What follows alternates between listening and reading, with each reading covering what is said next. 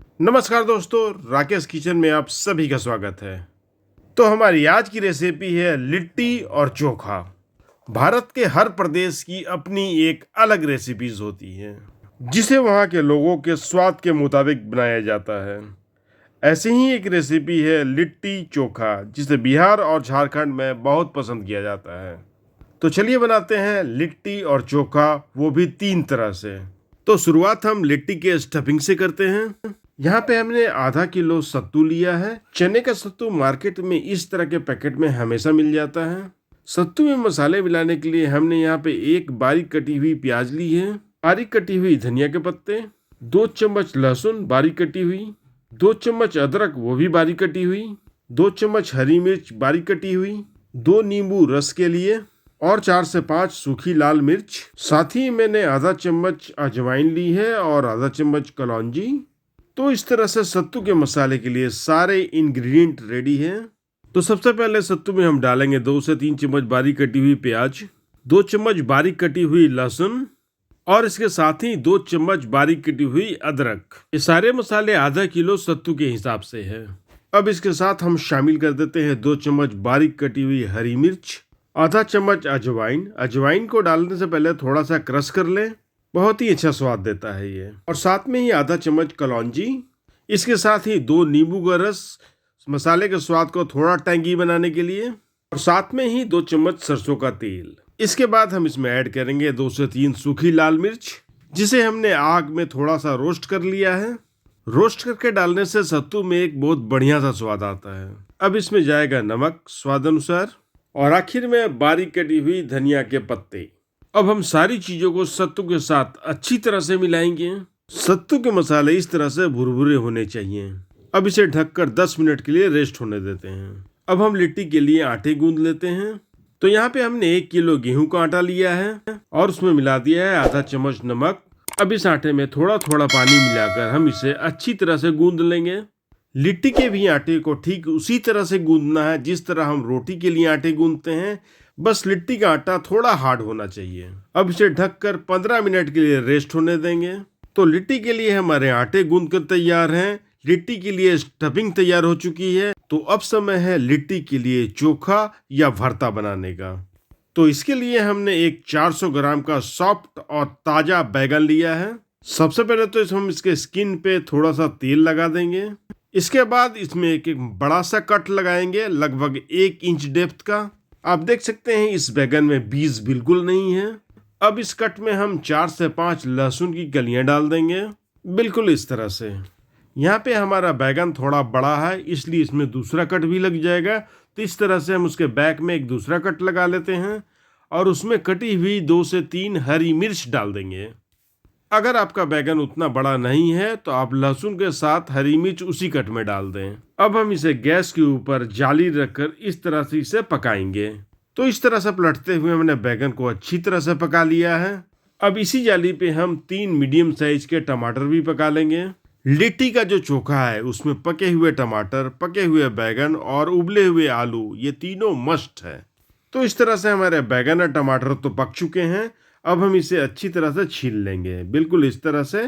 तो इस तरह से हमने बैगन को भी अच्छी तरह से छील लिया है और साथ में टमाटर को भी। अब हम एक बॉल में पके हुए टमाटर और बैगन को डाल देते हैं। साथ ही में मैंने बैगन के साथ लहसुन और मिर्च भी पकाया था, उसे भी हम अच्छी तरह से मैश करके डाल देते हैं। इससे हमारे चोखे में एक बहुत ही बढ़िया स्वाद आएगा। अब हम इस बैगन के चोखे में शामिल करेंगे उबले हुए आलू। तो यहाँ पे हमने 6-7 उबले हुए आलू इसमें डाल दिया है। अब इन सारी चीजों को हम अच्छी तरह से मैश करेंगे। मैशर से मैंने मैश तो कर लिया है इसे, लेकिन थोड़ा देसी स्टाइल में भी मैं इसे मैश करूंगा।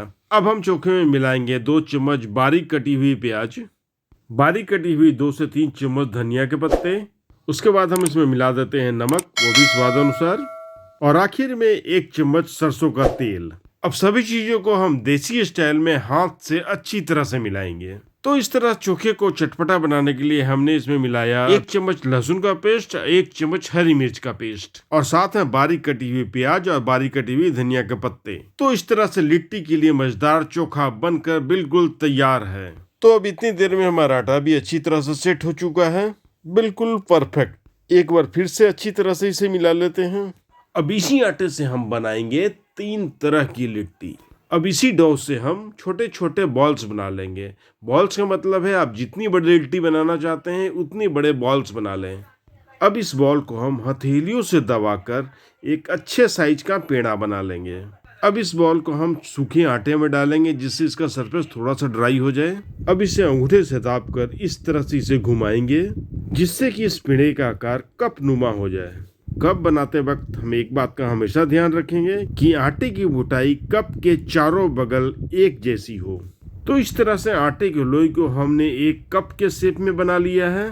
अब इसमें जाएगा सत्तू की स्टफिंग। इस कप में जितना सत्तू आ सकता है उतना हम इसमें डालेंगे। अब हम ऊपर उंगलियों से इस तरह से प्रेस करेंगे और नीचे से इसी तरह धीरे धीरे करके घुमाएंगे। सत्तू को हमें ऊपर से इसी तरह से प्रेस करते रहना है जिससे कि सत्तू इस कप में चारों बगल अच्छी तरह से फिट हो जाए। ऊपर वाले हाथों से इसके मुंह को भी हमें बंद करना है। तो इसी तरह घुमाते हुए हमें ऊपर वाले हिस्से को धीरे धीरे क्लोज करना है। तो इस तरह आप देख सकते हैं मैंने घुमाते हुए ऊपर वाले हिस्से को इस तरह से पूरी तरह से अच्छी तरह से बंद कर दिया है। बंद करने में हमारी यही कोशिश है कि जहां से बंद हो वहां पे कोई भी ज्वाइंट ना दिखे और आटे का जो कवरिंग है वो चारों बगल एक समान हो।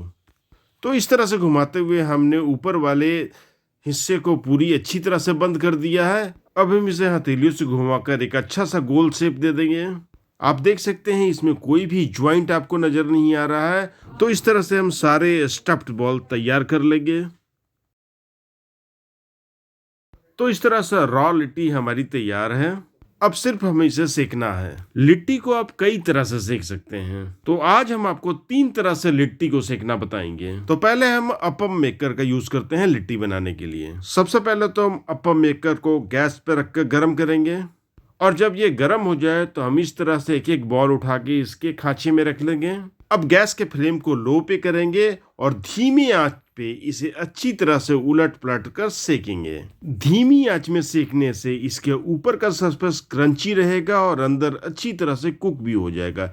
ये देख सकते हैं इसमें क्रैक्स आ चुके हैं, इसका मतलब ये हो चुका है। अब हम इसे निकाल देंगे और इसी तरह हम बाकी को भी इसी तरह से हम इसमें सेक लेंगे। तो इस तरह अपम मेकर से हमारी लिट्टी तो बनकर बिल्कुल तैयार है। अब दूसरे प्रोसेस में हम लिट्टी को पहले बॉईल करेंगे, उसके बाद फ्राई। तो सबसे पहले तो हमें पानी को उबालना है, तो हम पानी में मिलाएंगे नमक और इसे ढककर उबलने तक का इंतजार करेंगे। तो पानी हमारा बॉईल होने लगा है। अब हम एक एक करके ये बॉल्स को इसमें डिप कर देंगे। सारे बॉल्स को इसमें डालने के बाद हम इसे ढक देंगे और 10 मिनट तक हम इसे बॉईल करेंगे मीडियम फ्लेम पे। 10 मिनट हो चुके हैं और आप देख सकते हैं हमारे बॉल्स पानी के ऊपर तैरने लगे हैं। इसका मतलब है बॉल्स अच्छी तरह से कुक हो चुके हैं। अब हम सारे बॉल्स को एक प्लेट में निकाल लेंगे। प्लेट में निकालने के बाद हम इसे 15 मिनट के लिए ठंडा होने देंगे जिससे कि इसके ऊपर के सरफेस पे जो पानी है वो बिल्कुल सूख जाए। 15 मिनट के बाद हम एक कढ़ाई में तेल गरम करेंगे। ये आप देख सकते हैं बॉल्स के ऊपर पानी बिल्कुल सूख चुका है। अब इन बॉल्स को हमें तेल में डालकर गोल्डन ब्राउन होने तक फ्राई करना है। तो इसी तरह हम इसे पलटते हुए 3 से 4 मिनट तक हम इसे मीडियम से लो फ्लेम में इसे अच्छी तरह से फ्राई करेंगे।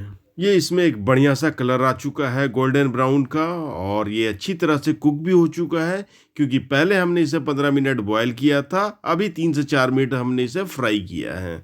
तो दूसरे तरीके में आप इस तरह से फ्राई करके भी लिट्टी बना सकते हैं। फ्राई किए हुए लिट्टी में मुझसे एक गलती हुई है, वो भी मैं आपको बताना चाहूँगा। मैंने तीनों लिट्टी बनाने के लिए आटे एक जैसे गूंदे हैं। फ्राई किए हुए लिट्टी में छोटे छोटे बबल्स आ गए हैं सरफेस पे, जो नहीं आना चाहिए था। सॉल्यूशन इसका ये है कि अगर आप लिट्टी फ्राई करके बना रहे हैं तो आटा गूंदते वक्त इसमें पानी कम डालें। ये हमने अपम मेकर से जो लिट्टी बनाई है वो बिल्कुल परफेक्ट है, ऊपर से क्रंची और अंदर से सॉफ्ट। तो इस तरह से लिट्टी तो बनकर तैयार है। अब इसे खाने से पहले इसे अच्छी तरह से घी में डीप करें और साथ में ढेर सारा आलू, बैगन और टमाटर का चोखा लें। अगर हरी चटनी भी हो तो बेस्ट है। साथ में लच्छे वाली प्याज और कटी हुई मूली। वाओ! इसके साथ एक भोजपुरी गाना हो जाए, लिट्टी चोखा बनल बा बड़े मजेदार। आप इसे एक बार तोड़ के भी देख सकते हैं। ये ऊपर से जितना क्रंची है अंदर से उतना ही सॉफ्ट इसी तरह से हमने जो लिट्टी फ्राई किए थे उसे भी तोड़कर देख लेते हैं। ये भी अंदर से बिल्कुल सॉफ्ट है। अब हम तीसरे प्रोसेस से लिट्टी बनाएंगे। ये लिट्टी बनाने का सबसे पारंपरिक तरीका है।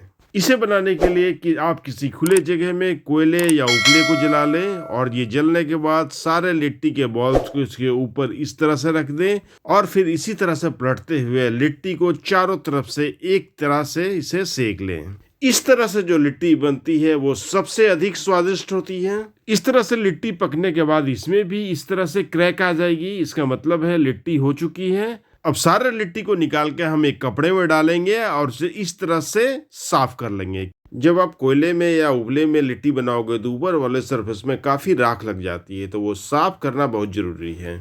अब इस गर्मा गर्म लिट्टी को घी में डालिए और खुद भी खाइए और दूसरे को भी खिलाइए। तो दोस्तों, मैं आशा करता हूँ ये रेसिपी आपको जरूर पसंद आएगी। एक बार इसे घर में जरूर ट्राई कीजिए और हमारे चैनल को सब्सक्राइब करना ना भूलें, वरना फिर मैं कहूँगा अगर आप हमारे चैनल को सब्सक्राइब नहीं करोगे तो कहाँ से सीखोगे इतना अच्छा खाना बनाना। दोस्तों बताओ।